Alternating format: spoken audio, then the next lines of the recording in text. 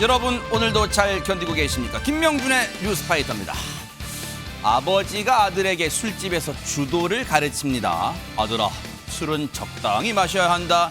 저 옆에 테이블에 앉아있는 4명이 8명으로 보인다면 그만 술잔을 내려놓거라.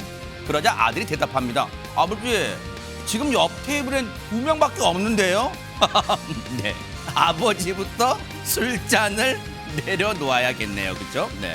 오늘 불금이라 약속 있으신 분들 적당히 드시고 또 차는 반드시 놓고 가셔야겠습니다. 7월 4일 금요일 김명준의 뉴스파이터 60초 후에 달려보겠습니다.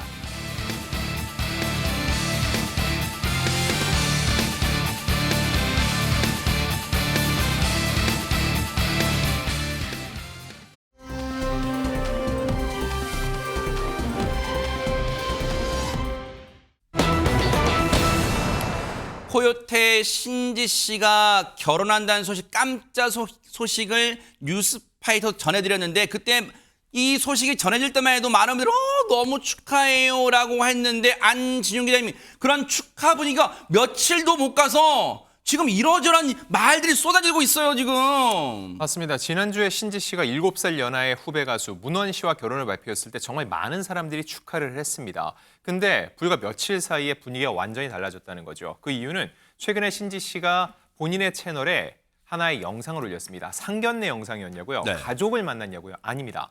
코요태 멤버들, 정말 가족같이 지냈던 그 두 사람과 만났는데 아하. 이 영상이 올라간 뒤부터 논란이 끊이지 않고 있는 겁니다. 아. 자, 여기에서 문원 씨는 하나의 고백을 했는데 본인이 이미 한 차례 결혼과 이혼을 경험했고 딸이 있다는 겁니다. 그 딸은 전처가 키우고 있다고 했는데 요즘 같은 시대에 둘만 이거에 대해서 얘기를 나눴으면 뭐가 문제냐 할 수 있습니다. 네. 맞습니다. 근데 정작 문제가 된 건 그게 아니었어요.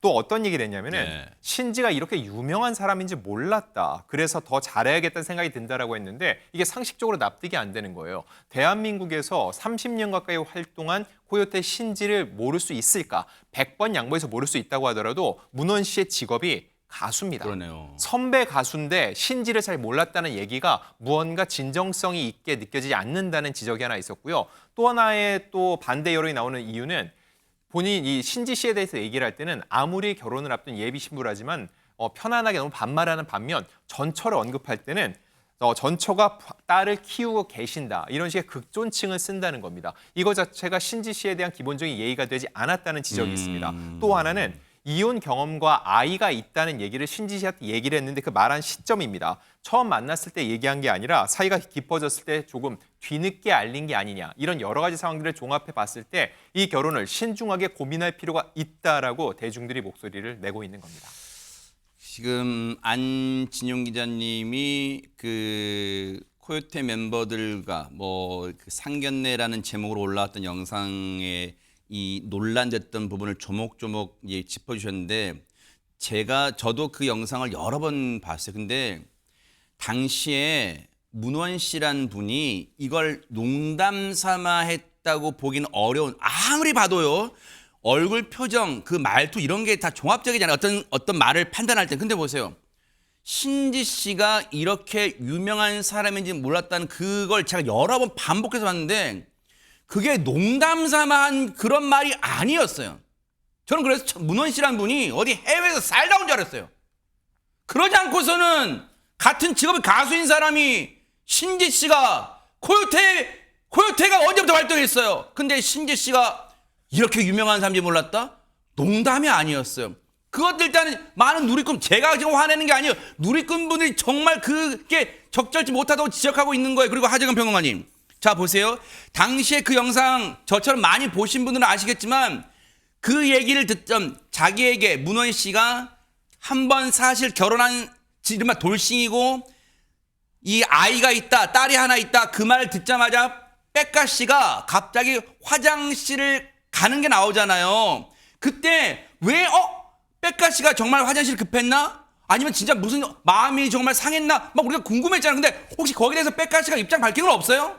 거기에 대해서 이제 문원 씨가 말씀하신 것처럼 과거에 결혼했었고 딸이 있다라고 말을 하는 순간에 백가 씨가 얼굴 표정이 좀 굳어지는 것 같으면서 화장실에 갔다 왔었죠. 네. 그래서 당시에 신지 씨가 뭐 화가 난 거 아니야 뭐 이런 식으로 얘기를 했었는데 왜 그 당시에 그렇게 행동을 했는지에 대해서 백가 씨가 설명을 하지는 않았습니다. 아하. 그런데 어제 SNS에 이미지를 올렸는데 네. 어떤 이미지를 올렸냐면 코요테 멤버들 사진을 휴대전화 배경화면으로 그 저장해 놓은 그 인증샷을 올린 거예요. 아. 그러니까 한마디로 member들 사진을 올린 거죠. 아, 저 사진인가 봐요. 그렇습니다. 네. 그래서 멤버들 사진을 올리면서 가수 이승환 씨의 노래 가족을 듣고 있는 영상도 같이 올렸거든요. 아. 그러니까 아마도 추정컨대는 신지 씨가 지금 마음이 좀 안 좋지 않겠습니까? 그 논란의 사실 여부를 떠나서 논란 자체가 좀 마음고생이 될 거잖아요. 그러니까 아마 우리는 한 가족이고 어떤 상황이 되더라도 우리는 신지 씨를 응원할 것이다. 아마 그런 취지로 뭐 가족 노래와 함께 이 사진을 올린 것이 아닌가라고 추정이 되는데 이 코요테 새 멤버가 진짜 가족 같은 사이라고 합니다. 과거에 신지 씨가 뭐라 그랬냐면 종민 오빠하고 백가 오빠가 나의 연애를 철저히 막았었다. 누군가 나한테 호감 표시만 해도 그들이 알아차리면 칼 차단했다라고 말을 했었는데 백가 씨하고 종민 씨가 거기 이유를 말을 했습니다. 백가 씨가 신지 씨가 과거에 나쁜 놈들 만나서 마음고생을 많이 했다라고 했고 김종민 씨는 그분들도 힘들었었겠지만 우리는 무조건 신지 편이다. 네. 이런 말도 했었습니다. 근데 김현주 평론가님, 물론 백가 씨가 올린 저 게시물, 그러니까 사진과 그리고 그 배경으로 나온 뭐 이승환 씨의 그 노래, 그 게시물 하나를 두고도 누리꾼들 사이에서는 설왕설래, 갑론을박, 이러쿵저러쿵 말이 엄청나게 나오는데, 아니 그러면 혹시 문원 씨는 이에 대해서 아무 이런 반구도 없이 그냥 그렇게 흘러가고 있는 거예요? 어떻습니까? 문원 씨가 어떤 생각을 하고 있는지는 추측은 가능한 그 일화가 한 가지를 제가 지금 말씀을 드릴게요. 네네. 저 멤버들과의 상견례는 이제 진작 찍어놨던 게 영상이 이제 그날 올라왔던 것이고 네. 그 영상이 공개됐던 날 마침 그 신지 씨 커플이 김신영 씨가 진행하는 라디오 프로그램에 동반 출연을 했답니다. 네네. 그런데 그 자리에서 문원 씨가 또 그 얘기를 한 거예요. 어떤 얘기요? 신지 씨가 이렇게 유명한 사람인지 몰랐다.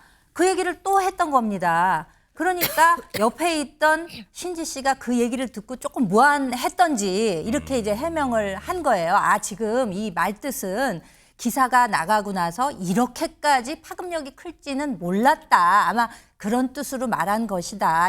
말주변이 워낙 없는 사람이다. 이렇게 좀 덧붙이면서 약간 해명하는 듯한 그런 설명을 보태기는 했지만 이와 같은 신지 씨의 해명에도 불구하고 이 결혼에 대해서 다시 한번 생각해 보는 게 어떻겠냐라는 그 팬들의 목소리는 더욱 커지고 있는 모양새입니다. 그리고 사생활 관련 이 의혹을 제기하는 폭로들이 잇따라 나오고 있는 것도 눈길이 가고 있는데요.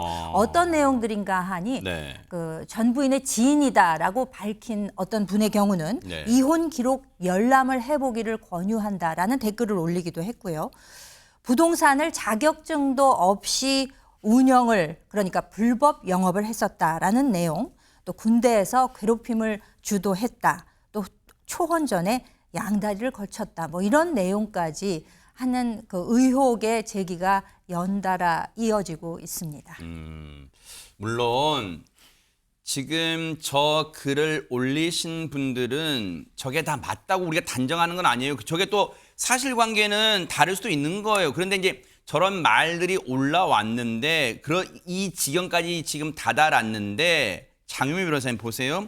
이렇게 의혹이 쏟아지면 당사자 문원 씨와 신지 씨가 아유, 우린 그런 거 신경 안 써요. 라는 그 상황은 이미 넘어선 것 같아요. 이게 이대로 두면 안 될 것 같은데요. 그렇죠. 이게 워낙에 또 이슈가 커지다 보니까요. 신지 씨의 소속사에서 직접 나섰습니다. 그러니까 진상을 한번 파악해봐야겠다 이 생각이 강하게 들었던 것 같은데요.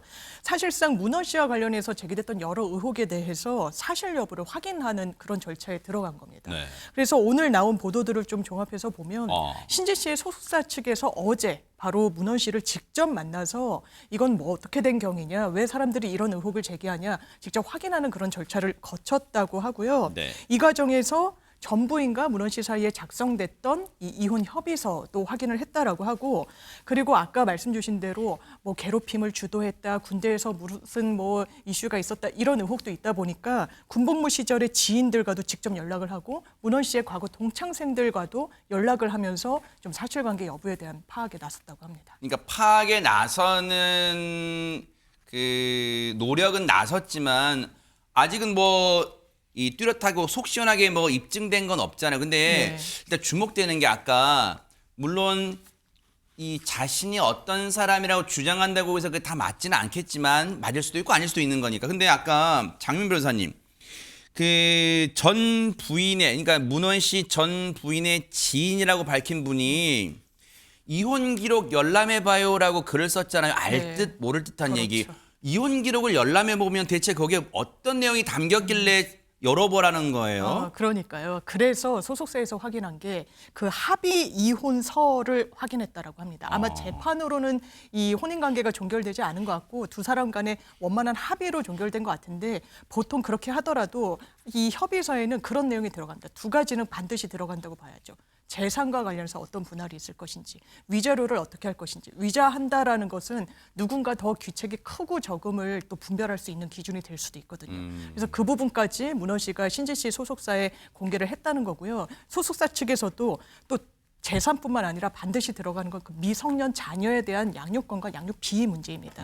이런 부분과 관련해서 문원 씨의 딸은 이 전 부인이 양육하는 것으로 이렇게 합의가 됐다라는 점까지 확인했다고 밝혔습니다. 근데 안진영 기자님 이 대목에서 저는 이제 뭐랄까 아마 저를 비롯한 많은 시청자분들 그런 마음이실 수도 있어요. 좀 안타까운 마음이 아까 그 상견례 코요태 멤버들과의 상견례 그 제목 자리에 그 영상이 공개된 날 방송에 그 라디오 방송에 나갔을 때 하필 그 얘기를 다시 했다 그랬잖아요. 신지 씨가 이렇게 유명한 사람인지 몰랐다. 그럼 보세요.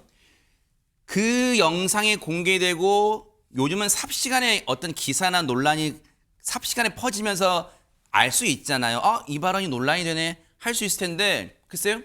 그 시간차가 얼마나 될지는 단정할 수는 없지만 근데 그 두 사람이 결혼을 앞둔 사이라면 그게 논란이 되는 걸 알았다면 미리 사전에 두 사람 대화해서 그때 그 발언 조금 논란됐어. 그러니까 앞으로는 이 발언 조심하자라고 충분히 얘기를 나눌 수도 있었을 텐데 그 발언에 대해서 아무런 조치를 취하고 있지 않다가 그날 라디오 방송 나가서 또다시 이 말을 하니까 옆에서 마치 신지 씨가 그걸 덮으려고 해주는 것처럼 본 뜻이 이거 문원 씨가 이제 20살 갓 넘은 이제 사회 초년병도 아니잖아요. 어떻게 이런 일이 있을 두 사람이 그렇게 대화를 안 해요?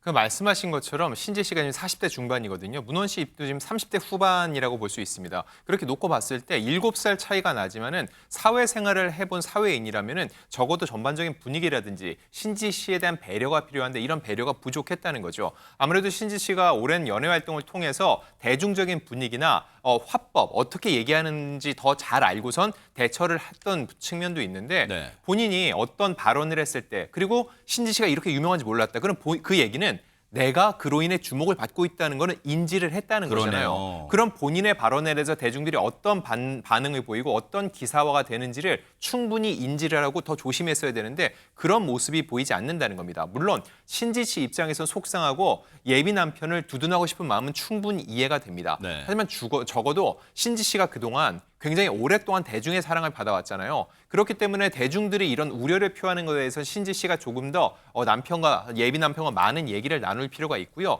문원 씨 같은 경우는 지금 억울할 수도 있습니다. 왜냐하면은 여러 가지 주장, 지인이라는 얘기도 있지만은 이게 실제로 그 사람이 지인인지 어떠한 그렇죠. 물증도 없습니다. 맞아요. 자, 근데 반대로 생각해 보면요. 문원 씨가 아니라고 얘기할 때 그건 오해라고 했을 때 그거에 대한 물증도 제시하지 못하고 있죠.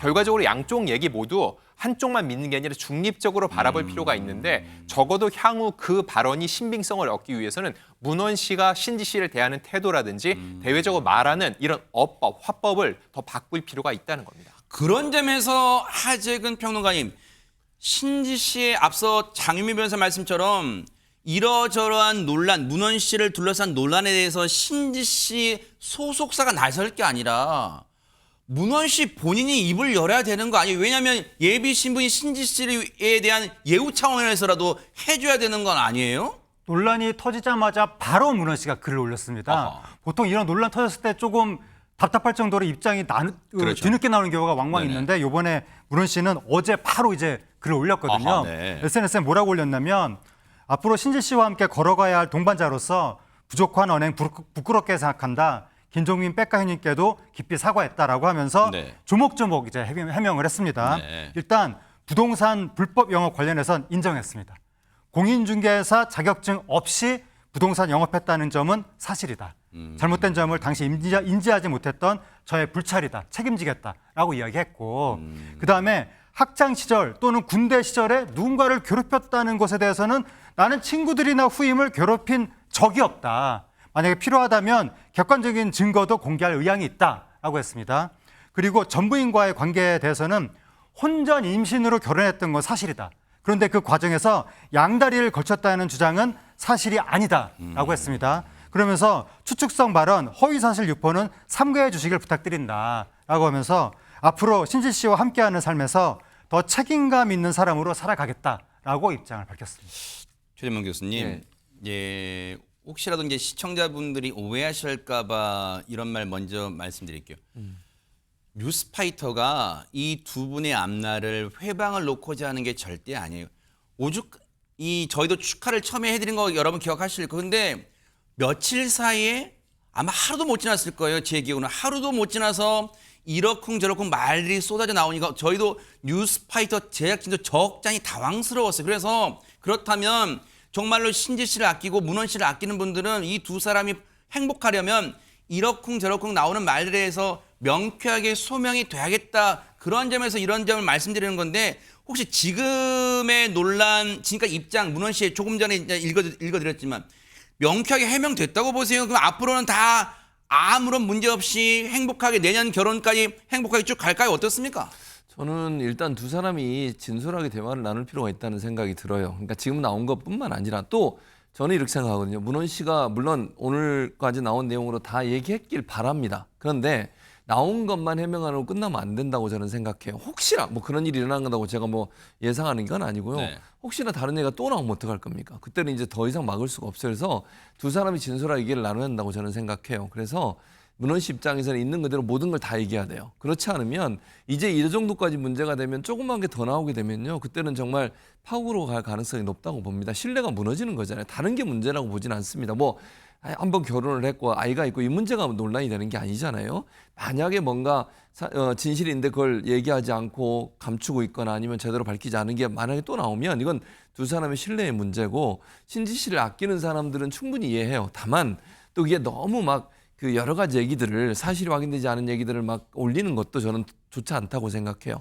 두 사람이 해결할 수 있도록 하고 정말 문제가 있는 게 있다면 본인이 경험한 일이나 증거를 갖고 있는 부분에서는 얘기를 할 수 있겠지만 여러 얘기들 들은 얘기 뭐 떠도는 얘기들을 올려가지고 두 사람의 관계가 더 악화되는 일에 합력하는 모습을 보이지 않았으면 좋겠습니다. 그래서 대중은 조금 더 잠잠했으면 좋겠고요. 두 사람은 진솔하게 대화 나누고 두 사람이 해결하지 못하는 부분이라면 그거는 뭐 소속사들 아니면 법적인 문제로 해결해야 되겠지만 그렇지 않다고 하면 있는 그대로 얘기하고 설득해서 서로의 신뢰를 회복하는 게 중요하다고 생각해요. 신지 씨가 어떤 상태인지 우리가 알 수는 없지만 이런 일이 벌어지면 신뢰가 자꾸 깨질 수 있거든요. 그런 부분들이 회복되고 나서 결혼까지 갈 수 있는 문제라고 생각하니까 시간이 좀 필요하지 않나 이런 생각이 듭니다. 안진용 기자님은 이제 사실 연예부 이 기자 생활 오래 하시면서 많은 연예인들의 그 좋은 일, 또 굳은 일, 또 결혼 같은 축하해 줄 일 관련해서 많은 취재도 하셨잖아요. 근데 사실 신지 씨 같은 이번 상황 같은 경우는 되게 이례적일 것 같아요. 기자 생활 해보시면서 되게 이례적 상황 아니에요. 왜냐하면 축하가 쏟아져도 부족할 판에 지금 갑자기 하루가 안 돼서 제 기억으로는 이렇게 막 의혹 수준의 글들이 막 쏟아지는 경우가 그동안 있었나요? 어떻습니까? 사실 그런 사례가 많지는 않았었죠. 근데 신지 씨가 고등학교 때 활동을 시작해서 정말 30년 가까이 웬만한 구설 없이 열심히 활동을 해왔던 거는 대중이 다 알고 있습니다. 그렇기 때문에 또한 그 또 다른 멤버였던 김종민 씨가 얼마 전 결혼을 발표하면서 신지 씨는 언제 가나 하는 사람들의 궁금증이 커진 상황에서 그러네요. 결혼 발표였다는 거죠. 맞아요. 자, 근데 여기에서 아까 최진봉 교수님 말씀 중에서 굉장히 중요한 것 중에 하나가 두 사람 사이에는 정말로 이제 거짓이 없어야 된다는 생각이 드는 게 앞서 문원 씨가 몇 가지 해명을 했죠. 네. 몇 가지 해명한 것 중에 부동산 불법 영업은 사실이라고 얘기를 했죠. 이거를 인정한 것까지는 좋습니다. 근데 사람들에겐 어떤 합리적 의심이 생기냐면은 이게 사실이었으면은 네티즌들이 제기했던 지인이라고 주장했던 사람들의 다른 목소리 역시 완전히 거짓이 아닐 수도 있다는 생각을 깔게 된다는 거죠. 만약에 이런 상황에서 또 다른 의혹이 제기됐는데 그게 만약 사실로 밝혀졌다. 그러면은 다른 해명들이 모두 의미가 없어진다는 겁니다. 그리고 또 하나 중요한 거. 문원 씨가 아무래도 말이 좀 화법이 서툴다고 해서 신지 씨가 대신 얘기를 많이 해주고 있죠. 결국 문원 씨의 입장을 신지 씨가 대변을 해줘서 이거를 뭔가 보호를 해줬는데 그거조차도 사실이 아니었다. 그러면 신지 씨의 목소리도 더 이상 대중들은 들으려 하지 않을 거라는 겁니다. 이게 왜냐면은 앞서 학습이 있었습니다. 직접 이 사안과 대비할 수는 없지만은 전청조 사건, 아하. 그리고 낸시랭 씨와 결혼했던 왕진진 사건, 그때도 많은 여론과 언론이 더 확인이 필요하다. 이 결혼은 신중할 필요가 있다라고 충분히 충고를 했는데 결국은 그 결혼을 이어갔고 결국 파국을 맞게 됐죠. 물론 신지 씨 사례와 절대 같은 사례가 아니면 다시 한번 말씀드립니다. 다만 그런 걸 이미 봐왔던 대중들 입장에서는 혹시나 그런 일이 있지 않을까 하는 우려의 시선을 보내는 거고 그렇기 때문에 신지 씨 입장에서는 그런 일이 없다는 것을 더욱더 두 사람 사이에 거짓 없이 확인할 필요가 있다는 거죠.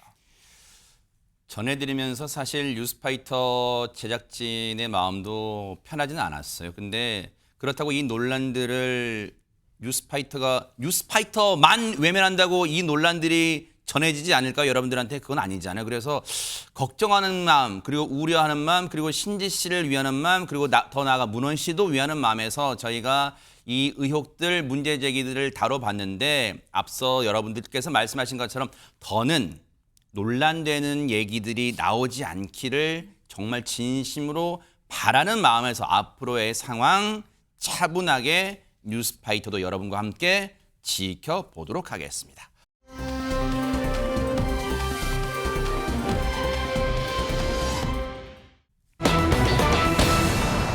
자, 분위기 바꿔볼게요. 대박 사건 얼마면 돼? 난 금리빨만 받는다. 이런 유명한 대사를 남긴 원빈 씨 그 강이 어쨌다는 겁니까 지금? 원빈 씨의 부동산 현황이 화제가 됐습니다. 원빈, 이나영 부부가 2018년에 서울 강남구 청담동에 건물을 이제 매입했는데 네. 지하 2층, 지상 5층 규모의 빌딩입니다. 저 빌딩이 당시에 145억 원에 매입했는데 네. 현재 가치는 432억 원으로 추산이 된다는 거예요. 그래서 그 사이에 갑자기 배가 아파 올라오는 배가 아파네. 7년 만에 시세 차익이 287억 원 정도 난 것이 아니냐 와. 이런 이야기가 나오고 있는 것이고 그 밖에도 원빈 씨가 서울 삼성동, 성동구, 성수동 등에 각각 2014년에 20억 원 정도씩 주고 빌딩을 두 채를 매입했었는데 네. 그 빌딩들도 한 70억 원 정도, 90억 원 정도 그 정도로 올랐다는 이야기가 나오고 있습니다. 네, 하면 어기, 하면 소리 나는데 그래도 원빈 씨 하면 여전히 달고 다니는 따라붙는 수식어가 꽃미남 그거 빼놓을 수가 없잖아요. 그런데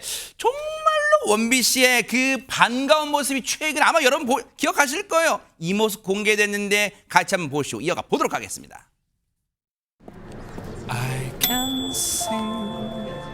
우린 바꿀 거예요. 그 누구도 손해보지 않는 세상으로.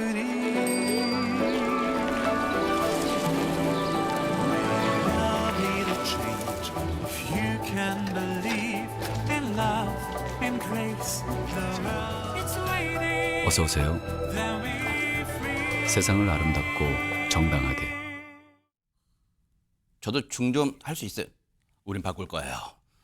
어떻게 같은 중점을 해도 느낌이 확 다를까요? 진짜 안지용 기자님 이렇게. 자 원빈 씨 올해 나이가 벌써 48입니다. 설마요? 저보다 2살이 많습니다. 진짜 깜짝 놀라는 분들 계실 안지용 겁니다. 형님이에요? 저보다 형님이십니다. 우와. 아마 저는 원빈 씨를 개인적으로 1대1 인터뷰를 2차례 했었어요. 어머나. 영화 아저씨 때랑 마더 때. 지금 깨알 자랑하신 거죠? 깨알 자랑했는데 같이 사진 찍은 것도 있는데 와우. 제가 보고 깜짝 놀랐죠. 사람이 이렇게 다를 수가 있구나라고. 근데 중요한 거 그랬던 원빈 씨가 아직까지도 배우 활동을 너무 안 하고 있다는 거. 이게 그러네요. 아쉽다는 거죠. 야, 저 장면 보세요. 와. 네, 1997년에 데뷔해서 올해 데뷔 28년째인데 지금 보시는 저 영화 그 불멸의 히트작 아저씨입니다. 2010년작이니까 15년째 활동을 하지 않고 있는데 저 장면 보고 혼자 머리 깎다가 머리 망친 남자분들 많아요. 네. 그럼요. 머리를 아무리 잘 깎아도 저렇게 될 수 없다는 거는 많이들 느끼셨을 네네. 건데 자, 근데 2015년, 10년 전에 이나영 씨랑 결혼을 했고 네네. 지금 아들을 낳아서 벌써 10살이 됐습니다. 이렇게 놓고 봤을 때 15년 동안 공백이라고 그랬죠. 원빈 씨 아들 10살이면은 이제 웬만한 건 다 알겠죠. 네. 아빠가 배우로서 일하는 걸 그동안 한 번도 보지 못했다는 겁니다. 아빠 배우 맞아? 그래. 네, 그거에 대해서 원빈 씨는 저는 조금은 미안함을 가져야 된다고 생각이 들고요.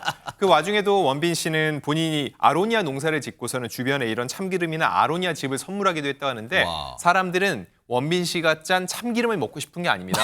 원빈 씨가 연기하는 모습을 보고 싶다는 건데 원빈 씨가 2008년부터 16년 동안 모델로 했던 커피 브랜드가 있는데 작년에 종료가 됐어요. 아. 이제는 원빈 씨를 이제 CF가 아니라 작품 속에서 볼 수 있지 않을까라고 기대를 했는데 네. 이번에 또다시 새로운 저 광고를 통해서 보게 된 겁니다. 아하. 근데 사람들이 보면서 또 한 번 한숨을 쉰 건 왜요? 여전히 세월에 비껴간 것 같은 저 외모. 그래서 많은 사람들이 얼굴 그렇게 쓸 거면 나 줘 이런 댓글을 달기도 하거든요. 더 이상 원빈 씨를 CF가 아니라 작품 속에서 보고 싶다는 아우성이 적지 않습니다. 혹시요, 김현일 평론가님, 저 광고 15년 전에 찍어놨다가 이제 공개한 거 아니에요? 그랬다고 해도 믿으실 분들이 많으실 것 같습니다. 어떻게 사람의 얼굴이 저렇게 변하지 않을 수가? 무슨 살이 찌든지 주름이 약간 늘든지 뭐 얼굴이 약간 처지든지 뭐 이런 변화가 있기 마련인데 전혀 그런 게 없잖아요. 그러니까 워낙 이 공백기가 길다 보니까 사실 최근에 나온 저 광고 한 편이 너무 오랜 세월을 기다려온 팬들에게는 광고 한 편이 아닙니다. 그러네요. 영화 한 편보다 더 소중하다 이런 반응들을 지금 보여주고 계시고요. 네. 방금 전에 우리가 얘기했다시피 정말 저 방부제를 어디서 특별히 제조해서 그러니까요. 먹는 건 아니냐. 어. 왜 안 늙냐. 냉동인간 같다. 이런 반응들도 있었습니다. 네. 그리고 네. 정말 이제는 네. 작품에서 보고 싶다. 맞아요. 이런 바람을 내보이는 분들이 정말 많았습니다. 원빈 씨가 얼굴만으로 먹고 사는 배우가 아니잖아요. 연기력까지 갖춘 배우다 보니까 정말 앞서 말씀드린 네티즌 반응처럼 작품으로 보고 싶어요. 이런 분들 많으실 텐데 이걸로 좀 달랠 수 있을까요? 과거 연기 활동 좀 보시고 이어가 보도록 하겠습니다. 네, 한가여상 조미령이라고 하나? 안다. 미령 걸고 한판 뜨자. 일마 이거 완전 있다. 내 때문에 싸웠다며. 아이다가 쓰나야.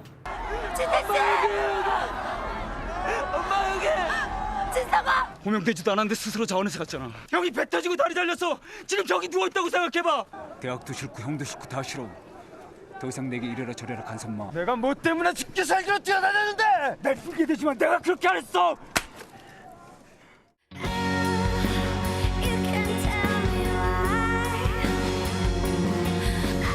정체가 뭐냐? 옆집 아저씨.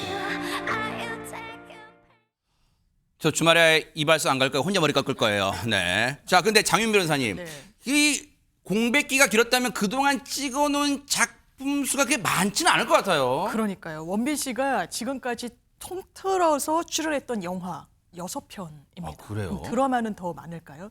드라마도 8편이에요. 허허. 그러니까 20편이 안 되고 상당히 뭐 다작을 하는 배우는 아닌 건 네. 분명해 보이는데요. 일단 원빈 씨가 강원도 출신이잖아요. 연기 열정을 갖고 무작정 서울로 성경했다는 거예요. 와. 내가 연기자가 돼야겠다. 이 꿈을 이뤄야겠다. 근데 그 당시에 열정이 다소 사그라든 거 아니냐 이런 좀 아쉬운 목소리들이 나오고 있습니다. 네. 왜냐하면 작품 수가 워낙 적기 때문인데요. 네. 일단 과거에 원빈 씨가 출연했던 꼭지라는 드라마 저도 상당히 좀 애청자였었는데 네. 이 드라마에 함께 출연했던 원로 배우시죠. 박근영 배우가 네. 이렇게 아쉬움을 토로한 바가 있습니다. 그 당시에 같이 출연하면서 강하게 교육시켜서 내가 간신의 배우로 만들어놨는데 지금 광고에만 나오고 있다. 아하. 이렇게 아쉬움을 토로하기도 했습니다. 박근영 배우님도 살짝 숟가락을 얹으시는 거 같아요. 아니, 네, 농담이었습니다, 박근영 배우님. 근데 최재명 교수님, 네. 앞서 이제 많은 이제 작품으로 보고 싶어 하는 분들의 그 바람처럼 사실 이제는 그 세월을 비껴간 뭐 외모는 출중하지만 이제는 뭔가 연륜이 녹아든 중후한 매력, 뭔가 깊은 매력도 좀 발산할 수 있는 그런 작품 만났으면 좋겠어요. 그러니까요. 뭐 그냥 제가 볼 때 얼굴은 뭐 40대로 보이지 않지만 그래도 이제 연륜이 묻어 있는 연기를 할 수 있잖아요. 그렇죠. 근데 오랫동안 장기적으로 공백기가 있다 보니까 많은 사람들이 은퇴설까지 나왔었어요. 은퇴하는 거 아니냐 이런 것까지 나왔는데 네. 부인인 이나영 씨가 뭐라고 얘기했냐면 2023년에 한 인터뷰에서 원빈의 복귀에 관련 질문을 이렇게 얘기했습니다. 그분도 남편 얘기하죠. 원빈 씨도 열심히 대본을 보고 있다. 좋은 영화를 보면 부러워하고 그렇다라고 얘기했고요. 와. 나올 거다. 조금만 더 기다려달라고 원빈의 복귀 의사를 전달했다고 합니다. 아이고 속이 다 시원해지는 얘기네요. 이나영 씨 얘기가. 어쨌든 우리가 조금만 더 참고 기다리면 좋은 작품으로 만나볼 기회를 가질 수 있을 것 같다는 생각해 봅니다. 앞으로 컴백 또 기다려 볼게요.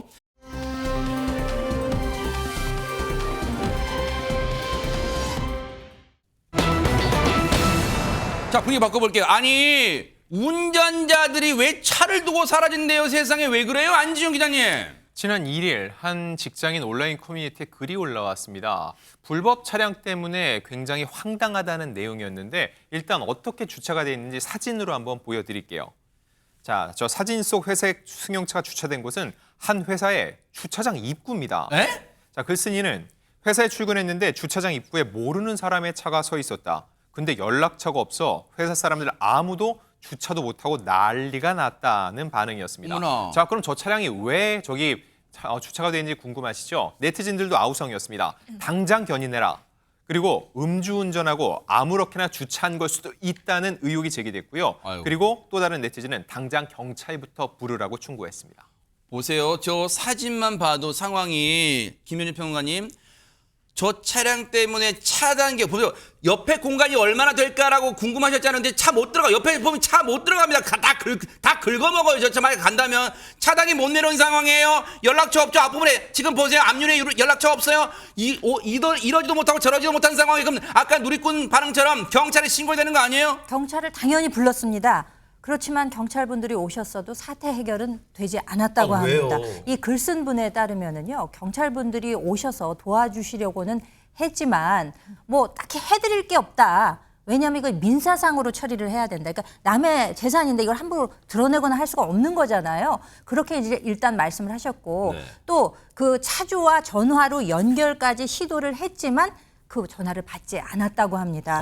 그래서 경찰 측에서는 많은 노력을 기울여 주셨음에도 불구하고 결과는 달라지지 않았다는 거예요. 그래서 결국 저 옆에 보시면 이 바리케이드가 있잖아요. 네. 저거를 풀어서 꺼내고 나서 결국 주차를 겨우 할 수 있다고 했고요. 네. 구청에 신고는 했지만 저 해당 차량 저녁 7시까지도 저 자리에 그대로 있었다고 합니다. 아마 경찰도 해결 못했으면 구청도 아마 해결 못했을 거. 저걸 강제로 못 옮긴다. 근데 장윤미 변호사님 진짜로 강제로 옮길 방법이 아예 없는 거예요? 그러니까 아마 이제 도로에 불법 주차를 하면 견인하잖아요. 네. 그러니까 아니 왜 견인을 못 하는 거야? 불법 주차 견인하는데라고 하는데요. 이 부분은 사유지입니다. 회사의 땅이기 때문에 네. 도로교통법상의 주차금지 구역에 주차를 했다고는 법적으로 평가받지 않는 거예요. 그러니까 아마 경찰도 이거 사유지니까 뭐 민사로 하세요 이런 발언을 한 게 아닌가 싶은데 네. 그렇다고 이걸 그대로 두는 게 사법정의에 맞겠습니까? 그래서 최근에는 어떤 사례가 있었냐면 네. 계속 이렇게 장시간 한 7시간 이상을 방치했던 그런 사례에서 네. 이게 일반 교통방해죄라는 형법상 처벌하는 조항도 있습니다. 아하. 그리고 업무방해죄에도 그러니까 위력으로 남의 통행을 방해하고 업무에 저해를 줬다라는 이유로 처벌 가능한 부분이에요. 처벌이 네. 가능하면 뭐가 가능합니까? 압수도 가능하거든요. 그래서 일단 견인 조치하고 사후에 압수영장을 발부받은 사례도 있습니다. 네. 아니 근데 진짜 대박 사건이에요. 왜 저런 짓을 한대요? 근데 앞서 보세요. 차를 버리고 떠난 운전자들 그랬잖아요. 하재근 평론가님 들 복수예요. 그럼 또 있다는 얘기예요. 저런 비싼 행동한 사람이. 지난달에 울산에서 누군가가 차를 버리고 떠난 사건이 있었는데 네. 이 사건은 경찰이 누가 왜 차를 버리고 떠나는지 밝혀냈습니다. 어허. 일단 당시 상황이 영상으로 남아있는데 네네. 영상으로 보시면 네. 횡단보도 앞에서 멈춘 차량의 모습이 보입니다. 네. 근데 신호가 바뀌었는데도 움직이질 않습니다. 네. 그러다 한참 만에 스르르 움직이더니 네. 교통초소와 오토바이를 들이받고 말았습니다. 어허. 저렇게 사고가 났으니까 신고가 접수가 됐는데 네. 경찰이 바로 출동했지만 현장에는 차만 덩그러니 있고 어허. 운전자는 보이지 않았습니다. 운전자가 정말 차를 두고 가버렸는데 사고를 낸 게 그랬을까요? 경찰 얘기 들어보시고 이어가 보도록 하겠습니다. 음주 사고 가능성이 있다고 생각해서 사고 현장에 도착해 보니까 사고 차량만 있고 운전자는 없는 상황이었습니다. 차 안에 휴대폰과 지갑이 있어서 멀리는 못 갔을 거라고 생각이 되어서 새벽부터 해가 뜰 때까지 수색을 했지만 운전자가 보이지 않았습니다. 듣고 보니까 경찰분들의 기지가 최재범 교수 정말 대단했어요, 진짜. 그러니까요. 네. 왜 그러냐면 경찰들이 전화를 한 거잖아요. 네. 그럼 전화를 받을 거 아니에요. 아하. 그러니까 몰래 가면서 전화 받는 사람이 누구냐를 보면서 간 거예요. 그러니까 내리면서 전화를 받으니까 그 사람이다 하고 바로 가서 체포를 한 건데 그러니까 경찰관들이 이렇게 기지를 발휘하지 않았다면 네. 찾을 수가 없는 상황이었어요. 그러니까 아하. 차를 놓고 버리려고 도망갔는데 시민인 척 통화한 경찰에게 자기가 전화 오니까 저 사람 전화를 받을 거 아니에요. 길 가다가. 네. 근데 그 전화한 사람이 경찰이었던 네. 거예요. 그러니까 전화 받는 사람 전화기 들고 있는 사람 저 사람이네 하고 체포가 가능했던 겁니다. 그러니까요. 제발 남에게 불편을 주고 그리고 나쁜 짓을 하면 반드시 딱 걸린다는 걸 보여주는 그렇게 알 수 있는 영상이고 앞서 그 주차하신 분 있잖아요. 그만 그렇게 세상 그렇게 행동하지 마세요. 왜 남한테 불편을 주고 아랑곳 하지 않고 삽니까? 제발 반성하고 살기를 바라겠습니다.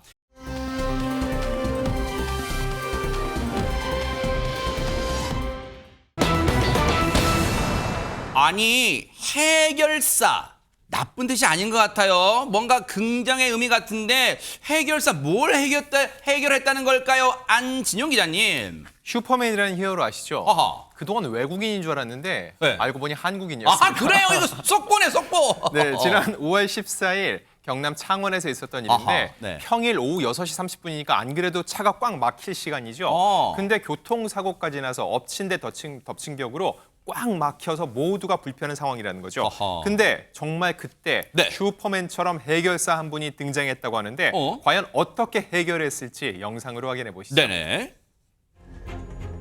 사고 차량으로 인해 꽉 막힌 퇴근길 도로 위입니다. 아이고. 수습을 위해 교통경찰도 지원을 오고요. 본격적으로 사고 수습을 시작하려는데 바로 그 순간입니다. 지금 보이시나요? 어디서 갑자기 지게차 한 대가 나타나더니 사고 차량을 저렇게 번쩍 들어올립니다. 어머나. 그리고는 이 지게차는 저 사고 차량을 안전한 장소로 이동시킵니다. 어허. 덕분에 경찰들은 사고 현장을 빠르게 수습할 수 있었는데 이 지게차 그리고 이 지게차를 모는 슈퍼맨은 어디서 나타난 걸까요? 야, 저는 진짜 지게차가 이 활용도가 진짜 많다는 생각 평소에 했는데 대박 사건 이런 걸 진짜 한 방에 해결해 버리네요. 진짜 대박 사건. 뭐 생수병 같은 거 많이 옮기는 건 봤는데 네. 저도 저런 장면은 지금 처음 보는데요. 네.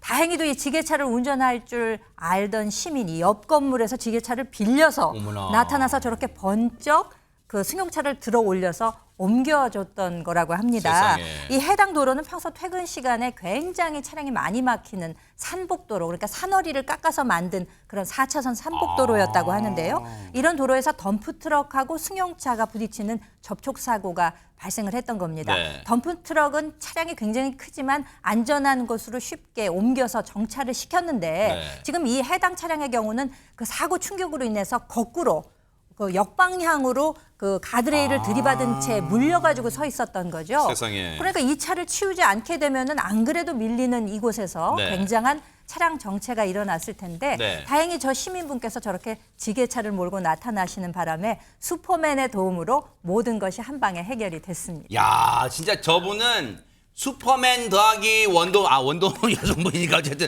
슈퍼맨, 배트맨 다 합쳐면 진짜 뭐 그런 분이에요. 진짜 어떻게 저런 생각을 하게 되셨을까요? 얘기 들어보시고 이어가 보도록 하겠습니다. 그때가 퇴근 시간이라서 많이 막혔습니다.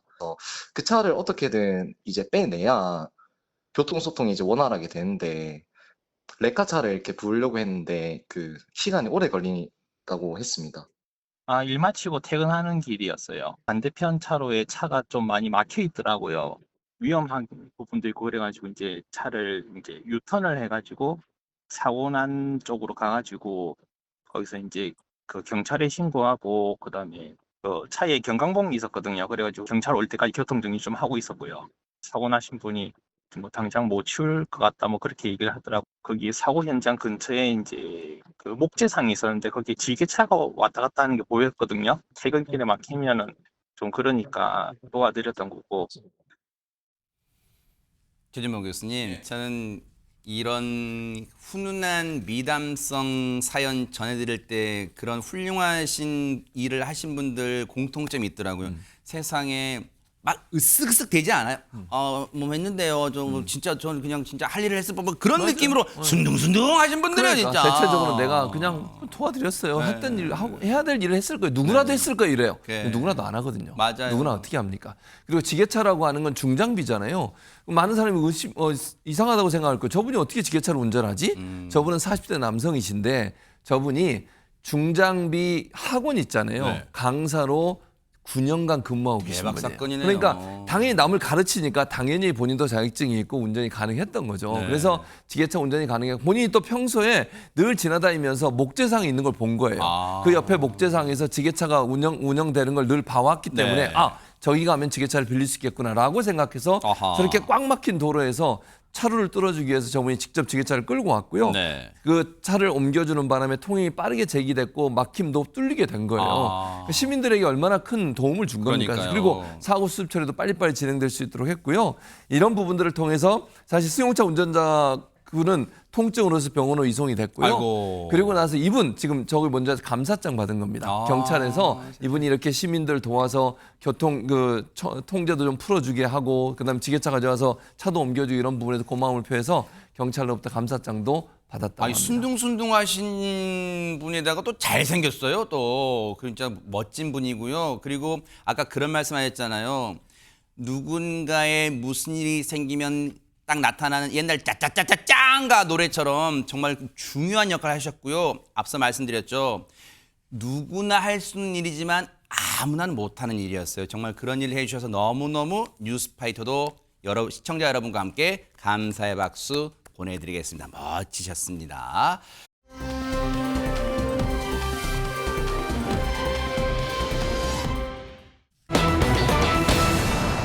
아니 너희 둘이 결혼해 각 썼어. 아니 결혼하라는 말은 축하 이미지만 결혼하라고 각서를 종용하면 돼요? 이게 무슨 일이에요, 하재근 평론가님? 이게 아주 황당한 사건인데 만약에 드라마에서도 이런 설정이 나오면 말도 안 되는 막장이라고 비난을 받을 만한 진짜 말이 안 되는 상황입니다. 어허. 이게 2021년 3월 달에 벌어진 사건인데 당시에 이제 20대 여직원이 네. 60대 상사한테 결제받으러 간 겁니다. 네. 결제를 받는 와중에 네. 60대 상사가 같은 부서 남직원을 부릅니다. 네. 그래서 여직원, 남직원을 같이 나란히 앉힌 거예요. 어허. 앉히더니 각서를 요구한 겁니다. 5월 말까지 둘이서 결혼하지 않으면 퇴사하겠다는 각서를 써라! 라고 요구했다고 합니다. 아니 안진용 기자님 듣다 빵당 그 자체인데 이거 아무리 직장 상사라지만 이건 갑질 중에 갑질 아니에요? 어떻게 이런 말을 할 수 있어요? 여기까지 들으시면은 저렇게까지 얘기할 때 뭔가 이유가 있겠지 생각할 수 있죠. 근데 이유를 들으면 더 황당하실 겁니다. 저 60대 상사가 말한 그 이유, 둘이 궁합이 잘 만든다는 거였습니다. 정말 이거 자체도 말이 안 되는데 실제로 두 사람의 궁합을 몰래 봤다면 이 역시 개인정보를 함부로 활용한 굉장히 위험한 일이 될 수 있겠죠. 네. 자, 이 말도 안 되는 요구에 20대 여직원은 이거는 좀 아닌 것 같습니다. 단호하게 확실하게 이 각서 작성을 하지 않겠다는 뜻을 밝혔습니다. 하지만 이 60대 상사는 막무가내였습니다. 니네 이거 안 쓰면 절대 못 나가라고 아이고. 하면서 여직원과 남직원에게 수십 분 동안 교제를 권유했고 이 말이 권유 사실상 강압입니다. 더불어 각서 작성까지 요구했다는 거죠. 아니 혹시 드라마를 제가 많이 봐서 그런지 몰라도 혹시 저 남자 직원 또는 여자 직원 분 중에 한 분이 저 60대 직장 상사의 따님이거나 아드님이어서 마음에 드니까 이참에 얼른 결혼시켜야겠다. 아이고 둘이 결혼해. 뭐 이런 거예요 지금? 뭡니까 이게 지금? 근데 요즘에는 부모님도요. 네. 그렇게 함부로 각서 써 결혼해 이렇게 얘기 못하는 시대 아닙니까? 그러니까 그렇게 맥락 없는 네. 그런 추측은 죄송해요. 정말 죄송합니다. 네네. 금요일인데 죄송해요. 네네. 근데 이 상사의 경우에는 네. 정말 갑자기 남직원, 여직원을 부르더니 각서를 쓰라고 그렇게 갑자기 얘기를 한 거 아니겠습니까? 네. 이런 황당한 요구를 이 직원들은 어떻게 했을까요? 받아들일 수밖에 없었다고 합니다. 왜냐하면 이 사건이 일어날 당시에 이 60대 상사의 경우에는 네. 본부장이라는 아주 높은 직급에 있었고 어허. 각서를 요구받은 이 20대 여직원의 경우는 사회 경험이 그렇게 많지 않은 본인은 하급 직원이다 이렇게 인식을 하고 있었던 거죠. 그러니까 이 60대 상사가 두 직원에게 너희 퇴사, 뭐 이렇게 언급을 하면서 네. 사표 써 뭐 이런 언급까지 만약에 했다고 하면은 네. 이거는 상당히 강압으로 받아들여졌을 소지가 크고요. 네. 그렇기 때문에 업무상 불이익이 발생하지 않을까를 염려한 이 여직원은 각서에 응할 수밖에는 없었다고 합니다. 근데 저 60대 상사가 이제 본부장이라는 직책에 물론 본부장이 뭐 어마어마합니다. 지금 뭐 제가 일하는 회사에서 본부장 대박 사건이에요, 진짜. 저는 진짜 뭐 상대도 안 돼요. 그런데 최진범 교수님, 네. 저 회사 내에 본부장 위에 대표가 있는지는 모르겠지만 또는 대표는 저기 뭐 예를 들어 계열사라서 본부장까지가 최고 저 회사에서의 뭐 직급인지는 모르겠지만 혹시 그런 생각 안 해봤을까요? 예를 들어서 뭔가 이 외부 기관의 도움, 저희가 이렇게 불합리한 그 종용을 당하고 있어요. 도와주세요. 뭐 이렇게 그런 생각 안 해봤을까요? 그러니까 예를 들면 회사의 규모나 이런 것들을 따져봐야 될 것 같은데 일반적으로 회사들은 이렇게 이제 고충 처리를 하는 부서가 있거나 인사부서에서 이걸 얘기할 수 있는 구조도 있거든요. 네. 그러니까 아니면 옆에 있는 예를 들면 본부장이면 그 사이에 또 누가 과장이든 차장이든 뭐 그러네요. 있을 거 아니에요. 네. 이런 사람들한테 얘기할 수 있는 기회가 있을지 모르겠는데 그게 뭐 어떤 구조인지 모르니까 제가 단정적으로 얘기할 수는 없지만 이분 입장에 다른 사람한테 얘기할 수 있는 상황이 아니었을 가능성도 있어요. 또는 그렇게 위에 뭐 차장이든 부장한테 얘기했을 때 그 사람들도 동일하게 자기한테 얘기할 거다. 본부장이 얘기했는데 그럼 그 사람이 가서 본부장한테 따져야 되잖아요. 맞아. 그런 경우는 본인은 피하고 싶겠죠. 네. 아, 뭐 네가 그냥 참아라. 이렇게 맞아. 네. 가능성이 있다고 봐요. 그래서 네. 아마 저 본인이 얘기를 해도 이걸 해결될 수 없다라고 하는 그런 어떤 뭐랄까요 가능성이 없는 부분에 대한 무력감 이런 부분 좀 느끼지 않았을까 하는 생각이 들고 네. 저는 이 말도 안 되는 이 상사의 주장 아니 자기하고 관계도 없고 아니 회사 직원이라 하더라도 회사 직원한테 개인의 사생활이 이래라 저래 그것도 말도 안 되게 교제를 하라니요. 이게 말이 되는 겁니까 대체? 이런 행동을 했던 사람이요. 네. 각서를 작성해서 어쩔 수 없이 했잖아요. 이 두 사람이. 네. 그럼 그다음부터는 놔둬야 될 거 아닙니까? 아하. 근데 계속 괴롭히는 거예요. 또 불러. 사귀고 있는 거 맞아? 니네들이 계속 사귀어야 되잖아. 왜 안 만나? 이러면서 계속 괴롭히는 거예요. 세상에. 그러니까 두 사람은 어쩔 수 없이 각서를 쓰긴 했지만 두 사람이 무슨 사귀는 것도 아니었고 좋은 감정이 있었던 것도 아니잖아요. 그런 상황에서 계속 불러가지고 교제를 강권하고 그걸 얘기하는 걸 계속 반복적으로 얼마나 스트레스를 받겠어요. 맞죠. 이 여직원 입장에서 회사기가 너무 싫은 거예요. 왜 안 그러겠어요, 진짜. 스트레스 엄청 받고 그쵸. 정신과 치료 받았죠. 에? 그리고 병가 내고 휴직까지 했대요. 정신과 진료까지 받아요? 그럴 수밖에 얼마나 없는 세상에 얼마나 스트레스를 받았겠냐고요. 제가 볼 때는 저 본부장의 사람 얼굴만 봐도 경기를 일으킬 거예요. 사파가 선생님이 잘 그렸어요, 진짜. 그러니까요. 진짜. 경기나게 그렸어요, 진짜. 그럼요. 이게 네. 얼굴 보면 막 떨리지 않겠어요. 저 네. 사람 또 오늘 무슨 얘기를 할까. 그런 역할까지 하고 결국은 어떻게 된 줄 아세요? 퇴사까지 했대요. 어머나. 못 견디고. 이 상사라는 사람이요. 정신 똑바로 차리세요. 지금 뭐 하는 거예요? 한 사람의 인생을 이렇게까지 어렵게 만드는 거 본인 책임이에요. 본인이나 많이 뭐 궁합 보든지 말든지 하시고 네. 밑에 있는 사람한테 왜 강요를 하는 거예요, 그러니까요. 대체? 근데 여러분 놀라운 게 뭔지 아세요? 이게 단순히 인터넷상에 올라온 사연이 아니라 실제로 벌어졌던 진짜 대박 사건 일이고요. 결국은 이 20대 여성분이 그 퇴사를 한 이후에 아마 법적인 소송을 제기했나 봐요. 이 사건 결국 이 법원의 판단까지 가게 됐는데 장유미 변호사님 법이 살아있겠죠? 그렇습니다. 이 남성 형사 사건으로 기소가 됐어요. 아하. 재판으로 넘겨졌고요. 죄명은 강요죄였습니다. 오. 강요죄는요. 일상에서 뭐라고 압박을 넣었다라고 이 성립하는 범죄가 아닙니다. 폭행, 협박으로 의무 없는 일을 하도록 했을 때 이 범죄가 성립하거든요. 그러니까 다툰 거예요. 내가 그 말 한 거 맞다. 내가 결혼하고 결혼하지 않으면 퇴사하라고 얘기를 했다. 근데 그게 무슨 협박이냐. 어머나. 폭행은 아니니까요. 뭐. 그랬는데 재판부 받아들이지 않았습니다. 아하. 이 정도면 해악의 고지라고 본 거예요. 협박죄의 요건에도 해당한다고 본 겁니다. 왜냐하면 결혼하지 않으면 인사상의 불이익을 주겠다고 이야기를 한 거예요. 네. 그리고 하급직 직원이기 때문에 그 부분이 진짜 현실화될 수 있다라고 판단한 거예요. 그리고 사실상 실형이 선고됐는데 왜 그랬냐면 이 여직원이 퇴사했다고 했잖아요. 퇴사할 때 요구했던 게 있습니다. 회사에. 이 60대 본부장을 징계해달라. 그리고 실제로 징계가 착수가 됐던 것 같아요. 네. 그러니까 이 60대 본부장이 또 어떻게 했냐. 이 20대 여직원의 친척을 어떻게든 수소문을 해서 내 징계 철회하라고 해라. 징계 앞으로 하지 않겠다고 하라라고 또 압박까지 넣은 아하. 거예요. 1심 재판부 이 60대 본부장의 항변 내용 받아들이지 않고 징역 6월에 집행유예 2년을 선고했습니다. 글쎄요, 저 본부장이라는 사람이 또 재판부의 이 판결에 불복해서 항소를 할지는 모르겠지만 어쨌든 이 정도 한 것도 감지덕지예요. 정말 반성하며 살기를 바라도록 하겠습니다. 너무 그 20대 여성분 너무너무 안타깝습니다. 진료 잘 받으시길, 마음의 안정 찾으시길 기대를 해볼게요.